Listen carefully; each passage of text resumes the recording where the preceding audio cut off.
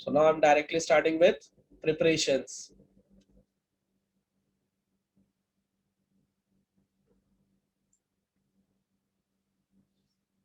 Preparation में जो main बातें हैं वो मैं बताने जा रहा हूँ, बाकी आप लोगों को वो चार्ट के फॉर्म में लेक्चर के बाद में मैं भेज दूंगा। प्रिपरेशन में बहुत सारे प्रिपरेशंस है और उसको आपको लाइन से याद रखना सबसे बड़ा चैलेंज है। जैसे जो सबसे पहला है वो है रिएक्शन विद, यही 1.5 पेज तक जाएगा। Reaction with HX। अब HX में भी आप कौन सा HX यूज करते हो, HCl, HBr, HI, तीन पॉसिबिलिटीज है ना इसकी भी।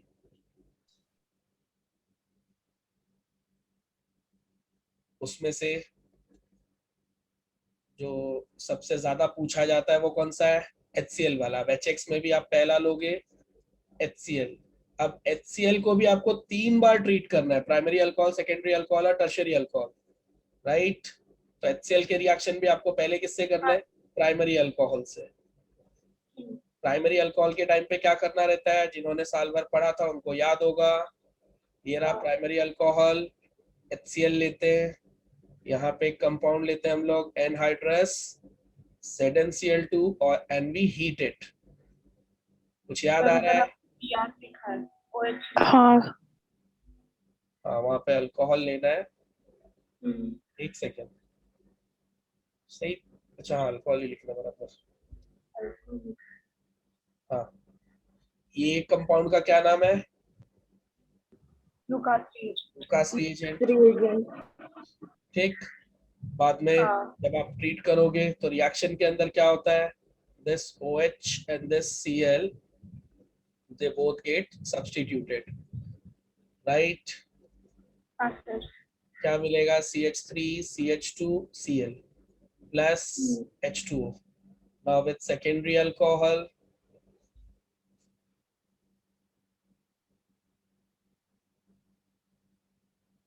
again OH। क्या फर्क है रिएक्शन में अब, now only anhydrous ZnCl2 is required, heating की जरूरत अब नहीं है। रिएक्शन अभी भी वही होगा, यहाँ का OH यहाँ के Cl के साथ एक्सचेंज हो जाएगा। ओके, आपको मिलेगा CH3 CH CH3 और Cl साथ में H2O, राइट। तो पहला डिफरेंस कहाँ पे आया कि यहाँ पे हीटिंग थी और यहाँ पे मैं लिख दे रहा हूँ हाईलाइट करने के लिए, नो हीटिंग।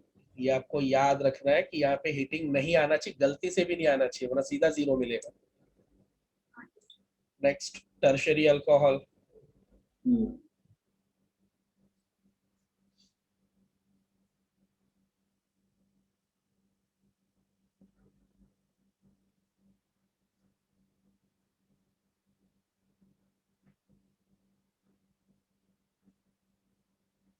अल्कोहल लेना है, मैं ब्रोमीन लिख दे रहा हूँ। HCl, इस बार ना कैटलिस्ट ना हीटिंग, तो दोनों लिखकर दिखा दे रहा हूँ, नो कैटलिस्ट नो हीटिंग। यही इंपॉर्टेंट है, ये तीनों में यही डिफरेंस है। रिएक्शन डायरेक्ट हो जाएगा, कैसे, यहाँ का OH यहाँ के Cl के साथ सीधे सीधे एक्सचेंज हो जाएगा, राइट। अब इसके बारे में मैंने आपको लेक्चर्स में पढ़ाया था, तो बहुत सारा भाषण दिया है कि प्राइमरी सेकेंडरी वाला ग्रुप्स प्रोसेस होता है, टर्शियरी वाले को ग्रुप्स प्रोसेस नहीं बोलते हैं, पहली बात। दूसरी बात कि ये रिएक्शन में टर्शियरी वाले का PPT 2 मिनट में आ जाता है, 2 मिनट में क्या, एकदम स्पॉन्टेनियसली आ जाता है। सेकेंडरी वाले का 5 मिनट के बाद आता है, लेकिन प्राइमरी वाले का हीटिंग करने के बाद ही आता है। पर वो सब आपको बोर्ड एग्जाम के लिए इंपॉर्टेंट नहीं है, this is what I want to say. तो अगर आप अब वो सारा भाषण छोड़ भी देते हो तो भी चलेगा, मैं शॉर्टकट में रिपीट कर देता हूँ, बस बता दे रहा हूँ कि अगर आपको उतना नहीं भी याद रहेगा तो इट इज ओके। इस सेम क्वेश्चन को और किस नाम से पढ़ाते हैं, ये सेम क्वेश्चन 2 नाम से पढ़ाया जा सकता है। और कौन सा टाइटल एप्लीकेबल है इस पे,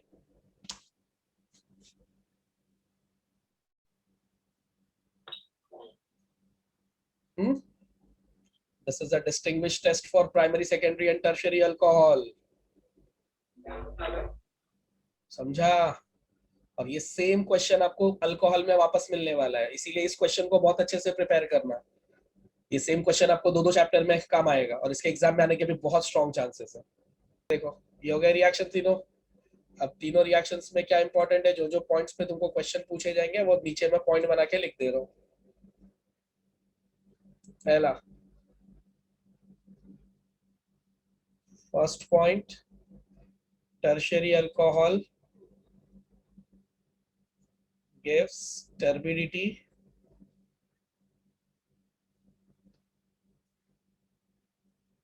instantly. Secondary alcohol gives turbidity after 5 minutes. Primary alcohol gives turbidity only after heating.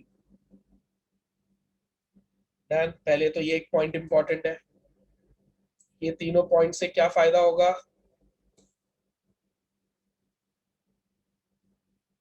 ये तीनों पॉइंट से फायदा होगा कि डिस्टिंग्विश कर सकते हो तुम, distinguish between primary, secondary and tertiary alcohol. तो टर्बिडिटी कितनी देर में आ रही है वो देखकर आप ये पता कर सकते हो कि आपको प्राइमरी अल्कोहल दिया है, सेकेंडरी दिया है कि टर्शियरी दिया है। यहाँ टर्बिडिटी का मतलब क्या होता है, टर्बिडिटी का मतलब क्लाउडीनेस होता है। क्लाउडीनेस देखा है, अगर एक कांच के ग्लास में अगर आप पानी लो और उसमें सिर्फ एक ड्रॉप अगर आप दूध डाल दो तो वो पूरा पानी कैसा एकदम मिल्किश हो जाएगा, that is called as turbidity. Turbidity समझ में आ गया। नाउ सेकंड क्वेश्चन ये है कि टर्बिडिटी आई क्यों रहा है, व्हाई इज देयर टर्बिडिटी। ठीक, तो टर्बिडिटी आने का कारण किसी को याद है, टर्बिडिटी क्यों आती है इसके अंदर, इससे रिलेटेड इसी चैप्टर का एक और डिसॉल्व नहीं, क्वेश्चन है।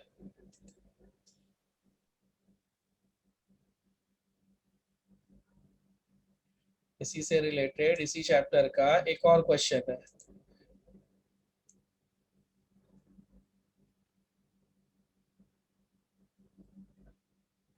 नहीं याद आया? जो पीपीटी बनती है वो डिसॉल्व नहीं होती वाटर में। Yes, very good, god bless you. Turbidity is due to insolubility of alkyl halide in water। यहाँ पे देखो, हर बार तीनों के तीनों रिएक्शन में अल्काइल हैलाइड बन रहा है, किसके अंदर, पानी के अंदर ना। And alkyl halides are insoluble in water. तो जैसे ही अल्काइल हैलाइड बनेगा ये पानी के अंदर इनसोल्यूबल होने की वजह से किस फॉर्म में दिखेगा, क्लाउडीनेस के फॉर्म में दिखेगा, टर्बिडिटी के फॉर्म में दिखेगा, मिल्किश फॉर्म में दिखेगा। समझ में आई बात? तो टर्बिडिटी क्यों आ रही है, किसकी वजह से आ रही है वो समझ गया। लास्ट पॉइंट, कि अगर कोई ये पूछे कि वाई टर्शरी वाला तुरंत के तुरंत टर्बिडिटी दे रहा है, सेकेंडरी 5 मिनट के बाद, और प्राइमरी तो हीट करने के बाद ही दे रहा है, इसका क्या कारण है, अब क्या बोलोगे, the rate of turbidity formation depends upon what, formation of carbocation. और कार्बोकेटायन का फॉर्मेशन कौन सा है, tertiary carbocation is more stable than secondary and which is more stable than primary। किसका ऑर्डर है ये, स्टेबिलिटी ऑफ कार्बोकेटायन का। तो अगर कोई मेरे से पूछे कि टर्शियरी वाले का रिएक्शन फास्ट हुआ, सेकेंडरी वाले का स्लो, प्राइमरी वाले का और स्लो, क्यों, क्योंकि टर्शियरी कार्बोकेटायन जल्दी फॉर्म होता है, इसीलिए टर्शियरी वाले ने फास्ट रिएक्ट किया था। अब इसी के साथ मैंने तुमको एक और क्वेश्चन का हिंट दे दिया कि अगर कोई ये पूछे कि इस रिएक्शन के मैकेनिज्म पे अगर कोई क्वेश्चन आ जाए कि लूकास रिएजेंट वाले रिएक्शन के मैकेनिज्म में क्या फॉर्म होता है, तो याद रखना लूकास रिएजेंट के मैकेनिज्म में कार्बोकेटायन फॉर्म होता है। तो क्वेश्चन के अंदर ही सारे पॉइंट्स में से ये लोग किसी ना किसी पॉइंट को उठाकर क्वेश्चन बनाते हैं। अब पढ़ाते टाइम मैंने क्या पढ़ाया कि रिएक्शन कैसे होगा, प्लस इसको आप डिस्टिंग्विश के तौर पे कैसे यूज करोगे, प्लस इसके अंदर क्यों ऐसा हो रहा है कि टर्शियरी फास्ट रिएक्ट कर रहा है, सेकेंडरी स्लो और प्राइमरी और स्लो, उसका कारण कौन है, कार्बोकेटायन। तो अब हो सकता है ये लोग सिर्फ कार्बोकेटायन पे ही पूछ दे कि आप याद करके जाओगे कि टर्शरी वाला तुरंत टर्बिडिटी देता है, और वो लोग आपसे पूछेंगे कि वो तुरंत टर्बिडिटी क्यों देता है। समझा? तो आपको याद रखना है टर्शरी वाले में टर्शरी कार्बोकेटायन बनता है, और टर्शरी कार्बोकेटायन तीनों में से सबसे ज्यादा स्टेबल है, इसीलिए फास्ट बनता है। ठीक, अब वो क्यों स्टेबल है वो वाला तो एनईटी जेई का पार्ट है, तो वो अभी मैं छोड़ दे रहा हूँ। जितने लोगों को मैंने पढ़ाया था लेक्चर्स में उनको मैंने उसका पूरा रीजन बना कर दिया है। अभी बोर्ड के लिए वो इंपॉर्टेंट नहीं है, दैट्स व्हाई मैं यहीं पे छोड़ रहा हूँ उसको। डन, चलो अभी जरा ऊपर से रिवाइज करो फटाफट, जाते जाते पूरा चैप्टर याद होना चाहिए। कहाँ से स्टार्ट किया था? क्लासिफिकेशन से। पहला क्लासिफिकेशन कौन सा था? कि कितने टाइप के हाइड्रोकार्बन से अपना हैलोजन अटैच हो सकता है। किससे किससे अटैच हो सकता है? अल्केन से, अल्कीन से, अल्काइन से और एरोमेटिक रिंग से। फिर उसमें से हम लोगों ने ये वाला चार्ट देखा था, सीधा सीधा चार्ट को ही देखो। हाइब्रिडाइजेशन के हिसाब से कितने पॉसिबल है? sp3, sp2 और sp। sp3 में कितने आते हैं? ये जो अभी करवा रहा हूँ, अगर ये ढंग से कर लोगे तो तुमको आज के लेक्चर का कोई फायदा होगा। अगर अभी वाला नहीं किया तो पूरा लेक्चर बर्बाद ही जाने वाला है, क्योंकि कल परसों में तुमको कुछ नहीं याद रहेगा। अभी जो जैसे जैसे मैं पूछ रहा हूँ आंख बंद करके रिकॉल करो कि तुमने क्या पढ़ा था, तो जब मैं लेक्चर खत्म करूंगा तुमको सब कुछ याद रहेगा। तो याद करो कितने हाइब्रिडाइजेशन याद पढ़े थे हमने? 3, sp3, sp2, sp। sp3 में कौन कौन सा था? Alkyl, allyl, benzyl. Right, allyl carbon कौन सा होता है? विनाइल के बाद आने वाला कार्बन अलाइल होता है। क्या खास है अलाइल में? अलाइल के अंदर डबल बॉन्ड भी होता है, सिंगल बॉन्ड भी होता है। फिर भी हम लोग इसका हाइब्रिडाइजेशन sp3 मानते हैं। क्यों? क्योंकि हाइब्रिडाइजेशन उस कार्बन का देखा जाता है जिसपे हैलोजन होता है। तो अलाइल में हैलोजन जिस कार्बन पे है वो कार्बन ने तो सिंगल बॉन्ड बनाया ना, दैट्स व्हाई हम उसको sp3 ही मानेंगे। Next benzyl. बेंजाइल के बारे में क्या बताया मैंने? अल्केन से हाइड्रोजन निकालोगे अल्काइल बनेगा, पर बेंजीन से हाइड्रोजन निकालोगे तो बेंजाइल नहीं बनता। क्या बनता है? फिनाइल बनता है। तो फिर बेंजाइल कैसे बनता है? बेंजाइल बनाने के लिए बेंजीन में एक कार्बन और जोड़ना पड़ता है। राइट, फिर sp2 में कितने पढ़े थे? 2, विनाइल और अराइल। विनाइल क्या होता है? CH2 double bond CH। Aryl क्या होता है? सीधे सीधे एरोमेटिक रिंग को ही लगा दो आप। डन। sp में तो आपने एक ही पढ़ा था। हम लोगों ने क्या क्या पढ़ लिया था? फाइनल क्लोराइड वाला रिएक्शन बेस्ट रिएक्शन है। Why it is a best reaction? Because उसके अंदर दोनों के दोनों बाय प्रोडक्ट गैसियस स्टेट में होते हैं, दैट्स सॉल्व हो जाते हैं। सर स्क्रीन नहीं दिख। हाँ अभी आएगी बेटा, देखो अभी आ रही है। हाँ sir. So that's why this is the best method of preparation of alkyl halide। ये लाइन भूलना मत, इसी के ऊपर एक क्वेश्चन आपसे पूछा जा सकता है। So it is a very strong question। ये हो गया। नेक्स्ट हम लोग बनाएंगे फ्रॉम अल्कीन्स। अल्कीन से बनाना मतलब, इसको मैं दो पार्ट में फटाफट डिवाइड कर देता हूँ। ये मार्कोनिकॉफ का क्वेश्चन है। राइट, आपको दो अल्कीन पॉसिबली दिए जाएंगे। पहला सिमेट्रिकल दिया जाएगा, सिमेट्रिकल दिया जाएगा, बिल्कुल दिमाग नहीं लगाएंगे, मुंह उठा के जहां मन करे वहां अटैच कर दो, क्योंकि रिजल्ट एक ही आने वाला है। सिमेट्रिकल में कोई टेंशन नहीं है, बराबर। जैसे कि सिमेट्रिकल का सबसे सिंपलेस्ट केस ये है। राइट, तो this is the simplest case of symmetrical. किसी को भी H दे दो, किसी दूसरे को Br दे दो, हो गया आपका काम। CH2 सेकंड केस कौन सा है? अनसिमेट्रिकल वाला।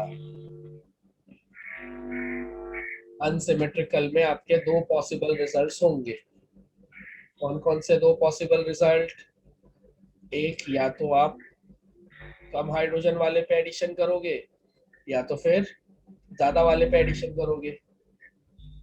तो अपने को कैसे पता चलेगा कि कब कहाँ पे कैसे एडिशन करना है?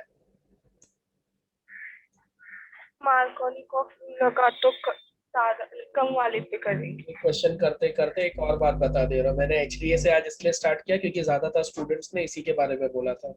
अगर आप लोगों को इसके अलावा किसी और चैप्टर में डिफिकल्टी आ रही हो तो आप लोग बोल दो, HDA के बाद मैं वो स्टार्ट कर दूंगा। तो चैप्टर्स के लिए व्हाट्सएप ग्रुप पे वोटिंग करवा लो, जिसको सबसे ज्यादा वोट पड़ेंगे वही वाला पढ़ाऊंगा। तो मेरा कोई ईमान धर्म नहीं है। आप इनऑर्गेनिक बोलोगे इनऑर्गेनिक पढ़ा दूंगा, ऑर्गेनिक बोलोगे ऑर्गेनिक पढ़ा दूंगा। आप लोग अपने कंफर्ट के हिसाब से पढ़ो। ये वाले के बारे में मुझे सबसे ज्यादा स्टूडेंट्स ने बोला था, इसीलिए मैंने इसी से स्टार्ट किया।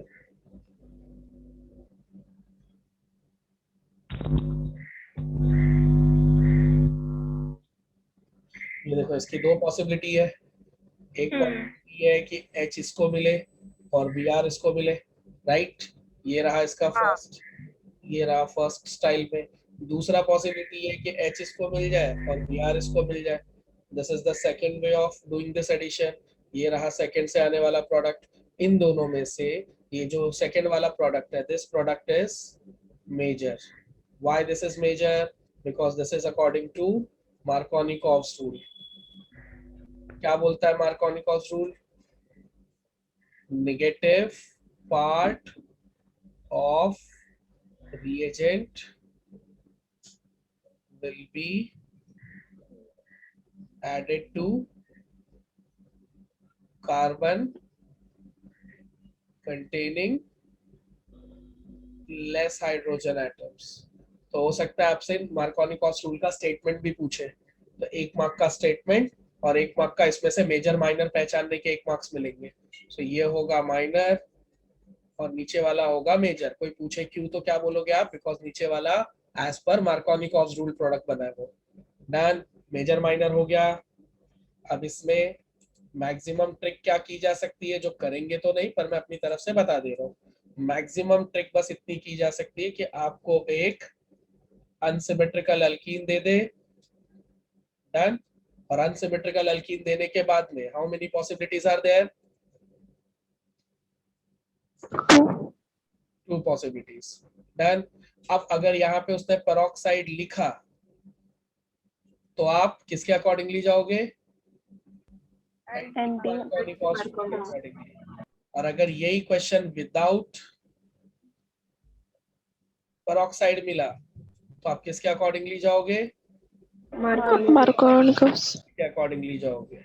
तो सिर्फ ये डब्बा क्यों स्पेशल है?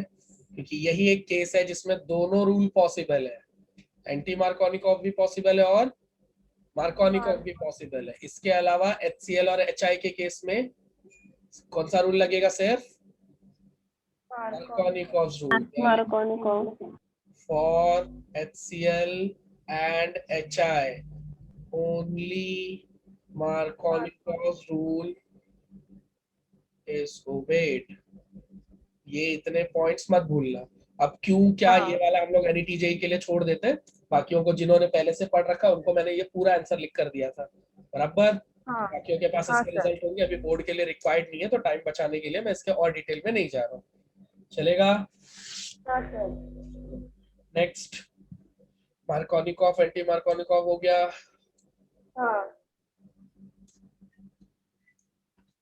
फिर अगला है फ्रॉम अल्काइल हैलाइड। देखो ये वाला जो लास्ट वाला है, फ्रॉम अल्काइल हैलाइड, ये क्यों इंपॉर्टेंट है?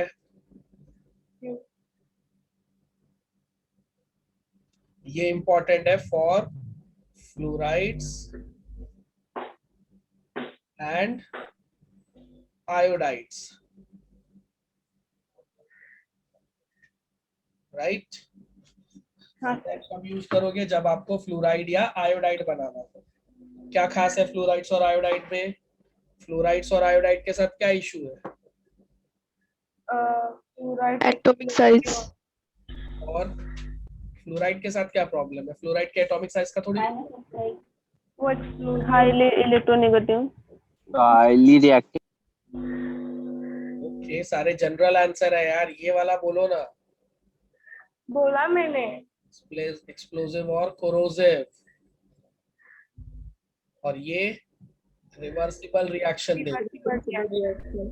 इसीलिए इन दोनों को अगर बनाना हो तो बेस्ट टेक्निक क्या है? पहले RCl बना लो, मतलब पहले क्लोराइड बना लो, और फिर बाद में फ्लोराइड का कोई सॉल्ट लेके Cl की जगह फ्लोराइड ले आओ, या आयोडाइड का कोई सॉल्ट लेकर क्लोरीन की जगह पे आयोडाइड ले आओ। तो चलो पहले फ्लोरीन वाला Cl पहले ले लिया हमने, ठीक। अब अगर तुमको फ्लोरीन चाहिए तो AgF के साथ ट्रीट करके दोनों हैलोजेंस को एक्सचेंज कर दो।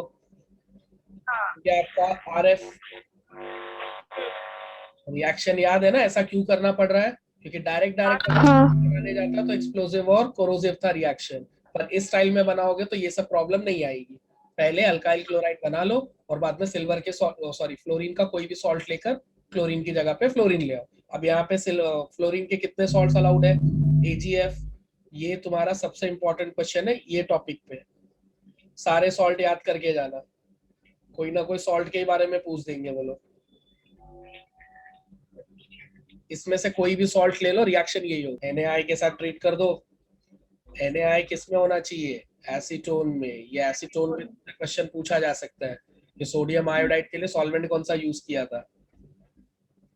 Ri हो जाएगा plus NaCl, simple. This is Finkelstein reaction. ठीक, ये भी याद हो जाएगा। अब यहाँ पूरा अल्काइल हैलाइड कंप्लीट कर लिया। चलो चलो तोतले लोग रिवीजन दो, सुनाओ सब स्टार्टिंग से। बताओ कितने टाइप का हैलोजन डेरिवेटिव हो सकता है? अल्केन के साथ, अल्कीन के साथ, अल्काइल के साथ और एरोमेटिक रिंग के साथ, राइट। फिर हाइब्रिडाइजेशन कितने हो सकते हैं? 3, sp3, sp2 और sp। sp3 में कौन कौन से? अल्काइल, अलाइल और बेंजाइल। अलाइल के बारे में क्या बताया था मैंने? अलाइल बनाने के लिए पहले क्या होना चाहिए अपने पास? डबल बॉन्ड और सिंगल बॉन्ड दोनों आते हैं। पहले क्या होना चाहिए अपने पास? विनाइल होना चाहिए। Double vinyl. डन, विनाइल होगा तो विनाइल के बाद वाला कार्बन क्या होता है? Allyl, right. तो अलाइल के लिए पहले तो आपको ये स्टाइल में जाना पड़ेगा ना। अलाइल के बारे में दूसरी बात ये क्या बताई थी मैंने कि डबल बॉन्ड भी होता है, सिंगल बॉन्ड भी होता है, पर हम लोग सिंगल बॉन्ड को देख रहे हैं। क्यों? क्योंकि अपने को उससे लेना देना है जिसपे अपना हैलोजन है, राइट। हाँ। और बेंजाइल के बारे में क्या बताया था? अल्केन से हाइड्रोजन निकाला तो अल्काइल बनेगा, लेकिन बेंजीन से हाइड्रोजन निकाला तो बेंजाइल नहीं बनता, नहीं बता। एक उल्टा कार्बन ऐड करना पड़ता है। दूसरा sp2 में कौन कौन सा है? विनाइल और विनाइल और अराइल। विनाइल क्या? CH3 double bond CH। Aryl क्या? सीधे सीधे एरोमेटिक रिंग, मतलब बेंजीन में अटैच कर दो। नॉमेनक्लेचर अभी बार बार रिवाइज नहीं करवाऊंगा, ये दोनों क्वेश्चन सबको याद रहेगा। अगर नाम से टाइप पूछा तो पहले स्ट्रक्चर ड्रॉ करोगे फिर आंसर दोगे, वरना आइसो के लिए क्या लिख कर आओगे? सेकेंडरी, और नियो के लिए क्या लिख कर आओगे? क्वाटरनरी, जबकि दोनों है क्या? प्राइमरी। याद रहेगा ये। तो नॉमेनक्लेचर प्रिपरेशन में सुनाओ जल्दी से। प्रिपरेशन में क्या क्या पढ़ा? पहला प्रिपरेशन कौन सा था? HX के साथ। पहला कौन सा HX लिया था मैंने? HCl के साथ 3 अल्कोहल। डन। प्राइमरी से टर्शरी अल्कोहल जल्दी टर्बिडिटी देता है बिना लुकास रिएजेंट के। सेकेंडरी अल्कोहल 5 मिनट के बाद देता है लुकास रिएजेंट के साथ। प्राइमरी वाला तो हीटिंग करने के बाद देता है और लुकास रिएजेंट भी लगता है उसको। क्यों ऐसा? क्योंकि टर्शरी वाले के लिए टर्शरी कार्बोकेटाइन फॉर्म होता है जो कि ज्यादा स्टेबल है, ठीक है। और सेकेंडरी वाले के लिए सेकेंडरी कम स्टेबल है, प्राइमरी उससे कम स्टेबल है, बराबर। देन HBr के लिए और HI के लिए कौन सी लाइन याद करके जानी है? कि HBr और HI दोनों in situ प्रिपेयर करने पड़ते हैं और दोनों का रिएजेंट याद करके जाना है अपने को, राइट। ये देखो यहाँ पे रिएजेंट लिखा हुआ है। देन फास्फोरस क्लोराइड में क्या सिखाया था? PCl3 के लिए 3 अल्कोहल लेना, लेकिन PCl5 के लिए 5 अल्कोहल मत लेना, राइट। SOCl2 के बारे में क्या सिखाया? SOCl2 वाला मेथड बेस्ट मेथड है। क्यों? क्योंकि दोनों बाय प्रोडक्ट गैसियस स्टेट में होते हैं तो खुद ही इवैपोरेट हो जाते हैं, अपने को सेपरेशन नहीं करना पड़ता, ठीक। ये जो है अनसिमेट्रिकल एल्कीन वाला, इसमें मार्कोनिकॉव्स और एंटी मार्कोनिकॉव्स दोनों पॉसिबल है, लेकिन दोनों कौन से केस में पॉसिबल है? सिर्फ HBr में। HCl और HI मिला तो एनीवेज हम लोग मार्कोनिकॉव्स ही लगाएंगे।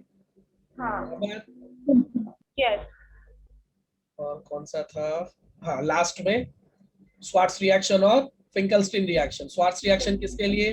फ्लोरीन के लिए। पहले क्या बना लेंगे? अल्काइल क्लोराइड बना लेने का, फिर फ्लोरीन का कोई भी सॉल्ट ले लो। कितनी चॉइसेस है फ्लोरीन के सॉल्ट्स की? सिल्वर फ्लोराइड, Hg2F2, AsF3 और SbF3, चारों में से कोई भी सॉल्ट काम करेगा। सोडियम आयोडाइड कब लेना है? जब आयोडीन एक्सचेंज करना हो अपने को तो, ठीक। हेलो अल्केन हो गया। Now preparation of haloarenes. Preparation of haloarenes में तो सिर्फ दो एक ही रिएक्शन है ना? एक एफीन डार्क वाला और एक एनहाइड्रस AlCl3 वाला। चलो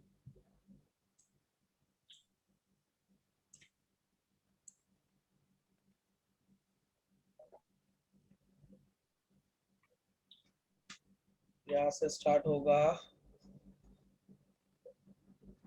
हेलो अल्केन्स। पहला प्रिपरेशन,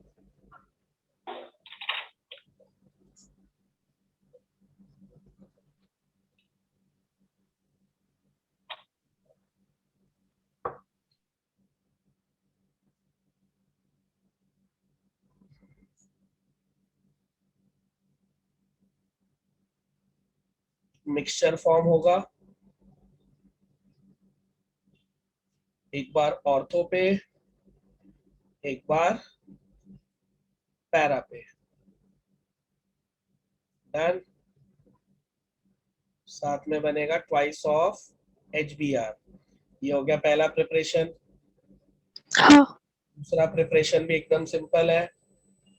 हेलो अरीन्स का ज्यादा टफ क्वेश्चन नहीं आएगा। आपके पास क्लोरीन है और आप एक बार और क्लोरीन से ट्रीट करोगे एनहाइड्रस AlCl3 के साथ। हालांकि ये करते हुए आप एकदम पागल लगोगे क्योंकि क्लोरीन पहले से ही है। तो ये वाला क्वेश्चन किस लिए है? ये डाइक्लोरो डेरिवेटिव बनाने के लिए। जब आपको दो दो क्लोरीन चाहिए हो तब कैसे बनाओगे, उसके लिए है ये क्वेश्चन। तो कोई भी ये ना सोचे कि सर पागल वागल तो नहीं हो गए, पहले से क्लोरीन था, एक और क्लोरीन क्यों ला रहे हैं? आपको डाइक्लोरो डेरिवेटिव की तो जरूरत पड़ सकती है ना। हाँ। यहाँ पे इस रिएक्शन को अगर नाम देना हो तो कौन नाम देगा?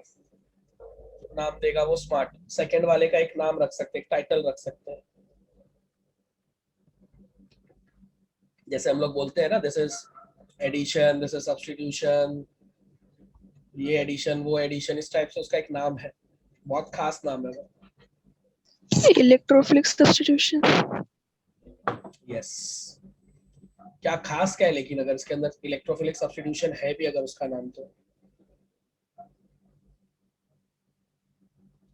खास ये है कि सर क्लोरीन ऐड कर रहे हो तो इलेक्ट्रोफिलिक कहाँ से आएगा? पर इस रिएक्शन के अंदर क्लोरीन एज एन इलेक्ट्रोफाइल काम करता है। ये बॉन्ड जब टूटता है तो इस तरह से टूटता है, ये क्लोरीन दोनों इलेक्ट्रॉन लेकर निगेटिव बन जाता है और ये पॉजिटिव बन जाता है, और ये पॉजिटिव वाला क्लोरीन इस पे अटैक करता है। और इसमें खास बात यही है कि क्लोरीन को तुमने हमेशा निगेटिव देखा है, तो क्लोरीन को देखकर आपसे हमेशा आप यही अंदाजा लगाओगे कि वो न्यूक्लियोफिलिक होगा, पर इस रिएक्शन के अंदर वो इलेक्ट्रोफिलिक है। समझा? हाँ। तो ये हाँ। हो सकता है कि पूरे रिएक्शन का तुमसे नाम ही पूछ दे कि ये इलेक्ट्रोफिलिक एडिशन है कि इलेक्ट्रोफिलिक सब्स्टिट्यूशन है कि न्यूक्लियोफिलिक एडिशन है कि न्यूक्लियोफिलिक सब्स्टिट्यूशन है। तो आपको याद रखना है कि वो इलेक्ट्रोफिलिक सब्स्टिट्यूशन है। वो इलेक्ट्रोफाइल है ये गैस मारना सबसे ज्यादा इंपॉर्टेंट है। यहाँ पे जाके पूरा प्रिपरेशन खत्म हो गया। नेक्स्ट पार्ट है तुम्हारा फिजिकल प्रॉपर्टीज। फिजिकल प्रॉपर्टीज में से क्वेश्चंस आते हैं, याद रखना। ओके। फिजिकल प्रॉपर्टीज के अच्छे अच्छे क्वेश्चंस आते हैं और इससे तो बहुत अच्छे क्वेश्चंस आएंगे।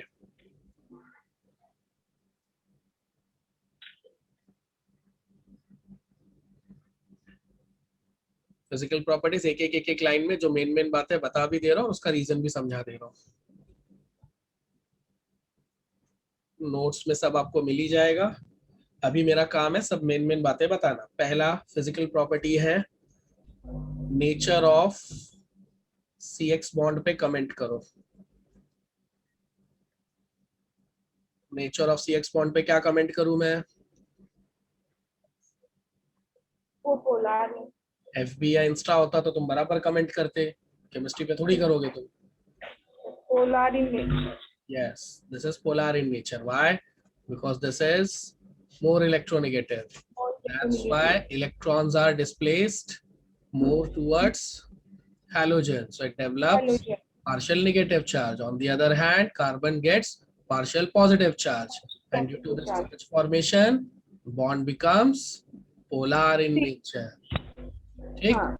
इसकी वजह से मैं लिखूंगा बॉन्ड क्या होता है? पोलार। ठीक है, इसमें सारे पॉइंट्स कंप्लीट हो गए। नेचर ऑफ CX बॉन्ड में आपसे यही पूछा जाएगा। हाँ। नेक्स्ट सेकंड पॉइंट है तुम्हारा boiling point.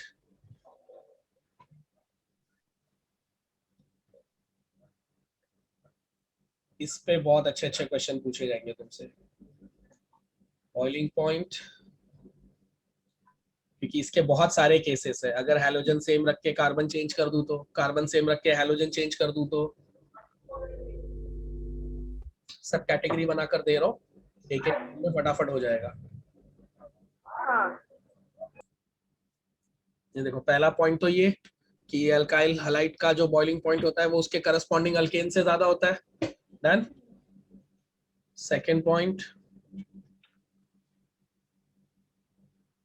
For same,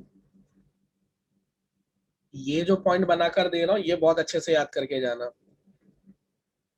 shortcut में लिख कर दे रहा हूँ। फॉर सेम अल्काइल ग्रुप किसका ज्यादा होगा? आर का, फिर आरबीआर, फिर आरसीएल, फिर आरएफ थर्ड। अभी यहाँ पे अल्काइल ग्रुप सेम रखा था ना, अब हैलोजन सेम रख दूंगा। फॉर सेम हैलोजेंस, और कार्बन चेंज करते जाओ, हैलोजन सेम रखो। जैसे एक कार्बन वाले के साथ क्लोरीन, फिर 2 कार्बन वाले के साथ क्लोरीन, फिर 3 कार्बन वाले के साथ क्लोरीन। ठीक।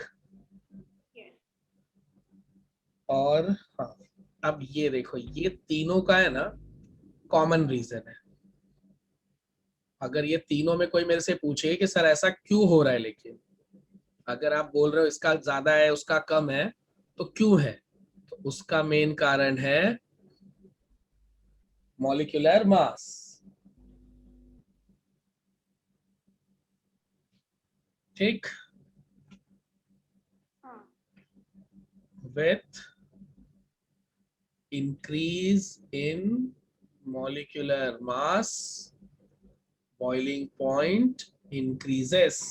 इसी के कारण देखो तीनों के अंदर वो ऑर्डर आया है। जैसे अल्काइल हैलाइड का मास अल्केन से ज्यादा होगा कि नहीं? अल्केन के अंदर तो चारों हाइड्रोजन ही होंगे ना। अगर एक हाइड्रोजन हटाकर अगर मैं एक हैलोजन लगा दूंगा तो मास बढ़ जाएगा कि नहीं? इसीलिए अल्काइल हैलाइड का बॉइलिंग पॉइंट किससे ज्यादा है? अल्केन से। फिर अल्काइल आयोडाइड का ब्रोमीन से ज्यादा है, ब्रोमीन वाले का क्लोरीन से ज्यादा है, क्लोरीन वाले का फ्लोरीन से ज्यादा है। क्यों? अगेन सेम रीजन, क्योंकि आयोडीन का मास ब्रोमीन से ज्यादा है, ब्रोमीन का मास क्लोरीन से ज्यादा है, क्लोरीन का मास फ्लोरीन से ज्यादा है। बराबर बराबर। Yes sir. ना नीचे भी देखो सेम है, मैंने साइन उल्टा लगा दिया यार, साइन उल्टा लगा दिया था मैंने। ये देखो 3 कार्बन वाले का ज्यादा होगा ना 2 से, और 2 वाले का ज्यादा होगा 1 से। ठीक। तो ये तीनों में से अगर कोई भी आएगा तो तीनों का एक ही कॉमन लॉजिक है, मॉलिक्यूलर मास जैसे जैसे बढ़ेगा बॉइलिंग पॉइंट बढ़ता जाएगा। ये तीनों को छोड़कर एक फोर्थ पॉइंट और है, लेकिन उसमें ये लॉजिक नहीं लगता। कौन सा है वो फोर्थ पॉइंट? फोर्थ पॉइंट है आइसोमेरिक अल्काइल हैलाइड्स में क्या करोगे? Isomeric alkyl halide. Isomeric alkyl halide से मेरा मतलब है एक स्ट्रेट चेन वाला ले लोगे और एक ब्रांच वाला। तो इसमें किसका ज्यादा होगा? स्ट्रेट वाले का। स्ट्रेट वाले का ज्यादा होगा। बराबर बराबर। हाँ। CH2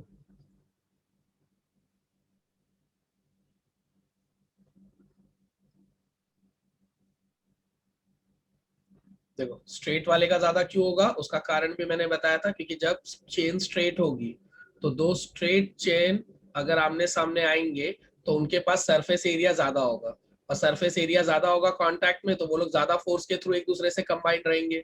ये जो येलो पैच में बना रहा हूँ वो उन दोनों के बीच की फोर्स है। अब अगर स्ट्रेट चेन की जगह अगर वो ब्रांच होता जाए तो देखो उसका सरफेस एरिया कम होता जाएगा, वो थोड़ा थोड़ा सर्कुलर होता जा रहा है। और अगर वो सर्कुलर होता जाएगा तो देखो दोनों के बीच में जो पॉइंट ऑफ कांटेक्ट होगा देखो कितना कम होगा। तो दोनों मॉलिक्यूल के बीच में बहुत कम फोर्स होगी।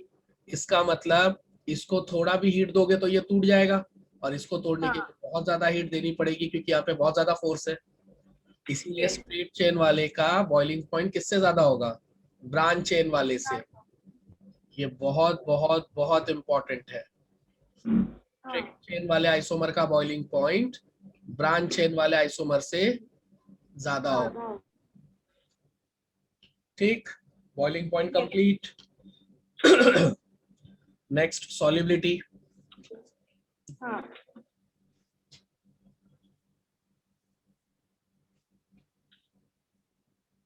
सॉल्युबिलिटी पे क्या कमेंट करोगे? कोई है जो बताए डायरेक्ट? अल्काइल हैलाइड की सॉल्युबिलिटी पे क्या कमेंट करूं मैं? अभी हमने पढ़ लिया था थोड़ी देर। Is non insoluble in water. Organic solvent. Yes, तो आपको बोलना है they are insoluble in water. Water. क्या प्रूफ है तुम्हारे पास इस बात का?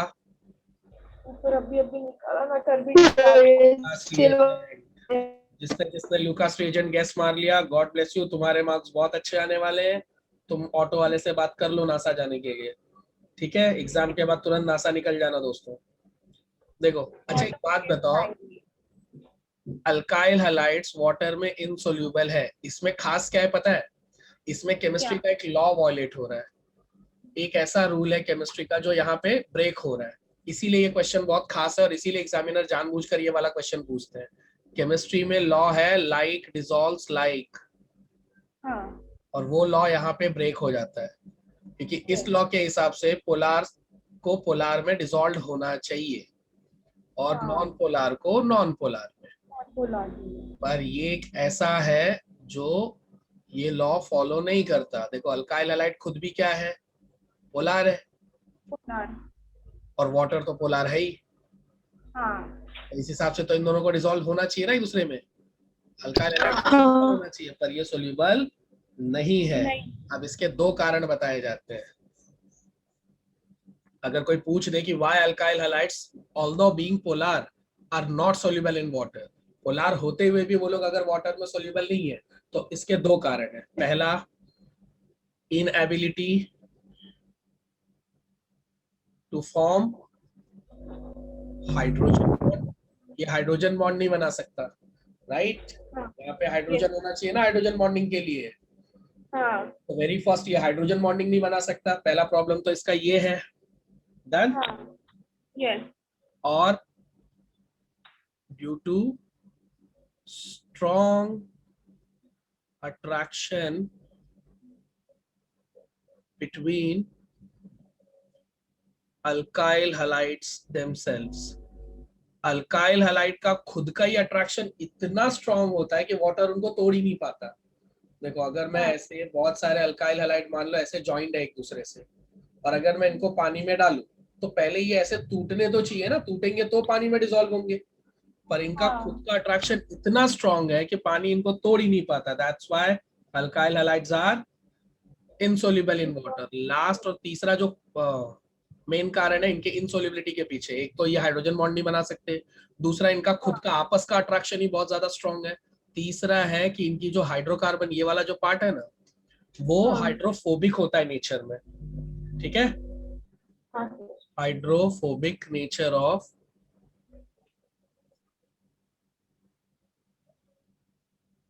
Alkyl group. तो आप चाहो तो सिर्फ दो ही पॉइंट याद रख लो, मोर देन इनफ है। थर्ड वाला आपसे कोई नहीं पूछेगा, लेकिन ये दो पॉइंट्स आप याद रखे जाओगे। क्या मैं उम्मीद करूं कि आपने सॉल्युबिलिटी भी समझ लिया? Done. Yes sir. Yes, sir. फिंकेल्स्टीन तक तो रिवाइज करवा चुका था ना? हैलो अल्केन प्रिपरेशन के दो तरीके। मोनो हैलो अल्केन प्रिपेयर करने के लिए क्या यूज करोगे? Bromine in presence of iron in dark, ठीक? डाई हैलोजन के टाइम पे क्या यूज करोगे? क्लोरीन इन एनहाइड्रस AlCl3। क्या खास है इसके अंदर? This is an electrophilic substitution reaction, याद रहेगा? So this is an electrophilic substitution reaction. Next, physical properties पे CX bond कैसा है नेचर में? Polar. Polar because hydrogen is more electronegative, तो वो इलेक्ट्रॉन अपनी तरफ पुल कर लेता है। देन बॉइलिंग पॉइंट में अल्केन से कंपेयर करोगे तो इनका बॉइलिंग पॉइंट ज्यादा है। पहली बात, आप इनको अल्केन से कंपेयर ही क्यों करोगे? क्योंकि अल्केन से ही बने। डन। नाउ सेम हैलोजेंस में भी और सेम अल्काइल ग्रुप में भी और अल्काइल हैलाइड विद अल्केन के कंपेयर में भी, तीनों जगह पे लॉजिक क्या लगाएंगे हम लोग? जिसका मॉलिक्यूलर मास ज्यादा उसका बॉइलिंग पॉइंट ज्यादा, राइट? पर अगर दो आइसोमेरिक अल्काइल हैलाइड्स में अपने से पूछा गया तो दो आइसोमेरिक अल्काइल हैलाइड्स में से किसका ज्यादा बताएंगे हम लोग? स्ट्रेट चेन वाले का ज्यादा बताएंगे compare to branch chain. Solubility में क्या सिखाया मैंने कि they are insoluble in water. क्यों खास है ये पॉइंट? ये पॉइंट इसलिए खास है क्योंकि ये केमिस्ट्री के एक रूल का वायलेशन है। कौन सा rule? Like dissolves like. Done. क्या बोलता है वो? पोलार पोलार में डिसॉल्व होना चाहिए। सो इस रूल के हिसाब से तो अल्काइल हैलाइड्स को वाटर में सोल्यूबल होना चाहिए, but they are not soluble in water. Done. कारण तीनों कारण मैंने नहीं। पहला कि लोग हाइड्रोजन बॉन्ड ही नहीं बनाते, दूसरा इनका आपस का ही अट्रैक्शन इतना स्ट्रांग है कि वो लोग वाटर में जाके डिसोसिएट ही नहीं होते, तीसरा उनका जो अल्काइल पार्ट है वो हाइड्रोफोबिक होता है। हाइड्रोफोबिक मतलब वो वाटर को हेट करता है, does not likes water much. ये तीन कारणों से they are not soluble in water. चलो अब देखो अराइल हैलाइड्स में ये वाले पॉइंट को मैंने 3 स्टार इसलिए लगाया क्योंकि इसके ऊपर आपसे क्वेश्चन पूछा जा सकता है कि अगर पैरा, ऑर्थो और मेटा आइसोमर दे दिया जाए। पहले तो ये याद रखो कि मैं डायहैलोबेंजीन्स की बात कर रहा हूँ। डायहैलोबेंजीन्स मतलब ये वाले तीन जिनके अंदर दो दो जगह हैलोजन है। तो अगर दो दो जगह हैलोजन लोगे तो इनके बॉइलिंग पॉइंट में कोई फर्क नहीं पड़ेगा। बहुत छोटा सा पॉइंट है, इसका ध्यान रखना। अगर डायहैलोबेंजीन्स में आपको बॉइलिंग पॉइंट पे पूछा जाए क्वेश्चन तो बॉइलिंग पॉइंट तीनों का सेम ही होगा। कौन से तीनों? मैं ये तीनों को कंपेयर कर रहा हूँ। ये रहा पैरा आइसोमर, ये रहा ऑर्थो आइसोमर,